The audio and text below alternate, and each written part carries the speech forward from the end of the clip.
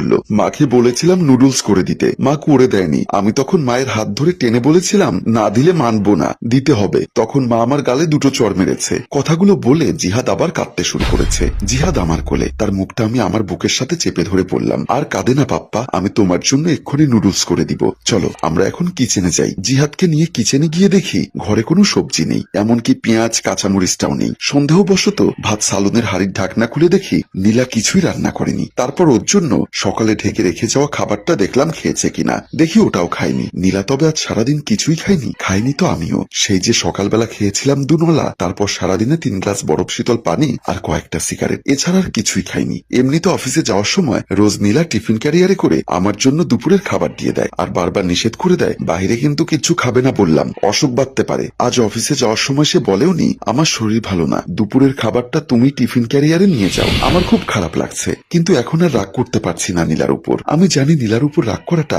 আমার খুব বড় বোকামি হবে, কারণ ও যে পরিস্থিতিতে আছে ওখানে কিছুতেই ভালো থাকা যায় না। তমাল ছেলেটার সাথে মনে হয় অনেক আগে থেকেই রিলেশন ছিল নীলার, তারপর হয়তোবা কোনো একটা কারণে ওরা দূরে ছিল, সম্পর্ক থেমে গিয়েছিল, আর তখনই আমার সাথে বিয়েটা হয়ে যায় নীলার। কিন্তু নীলা এ পর্যন্ত কিছুই বলেনি এ বিষয়ে, কিংবা ওকে দেখে কোনোভাবেই আমি অনুমানও করতে পারিনি যে নীলার একটা সম্পর্ক ছিল কিংবা আছে। আমার বেশি খারাপ লাগছে ছেলেটার জন্য, এত লক্ষ্মী একটা বাচ্চা হয়েছে, দেখতেও যে কি মায়াবতী। নীলা যদি তমালের সাথে চলে যেতে চায় তবে আমি তাকে কিছুতেই বাধা দিব না, বাধা দেওয়ার অধিকার আমার নেই। ভালোবাসায় বাধা হলে যে পাপ বাড়ে, দুজন মানুষের মন কষ্ট পায়, আমি কিভাবে নীলাকে কষ্ট দিব? কিন্তু জিহাদ আমার লক্ষ্মী বাপটার কি হবে? মাকে ছাড়া কিংবা বাবাকে ছাড়া দুজনের একজনকে ছাড়া ওর বড় হওয়াটা তো খুব কষ্টের হবে। বড় হয়ে কি জিহাদ এর জন্য আমায় দোষ দিবে না, বলবে না বাবা তোমাদের দুজনের জন্য আমার ফুলের মতো সুন্দর জীবনটা ধ্বংস হয়ে গেছে, আমি পৃথিবীতে বেঁচে থেকেও দোজখের শাস্তি ভোগ করছি। হঠাৎ আমার চোখ থেকে টুপ করে এক ফোঁটা জল গালের উপর গড়িয়ে পড়ে। জিহাদ আমার কোলে বসে আছে তখনও, সে আমার চোখ থেকে জল পড়তেই তার ছোট্ট হাত দিয়ে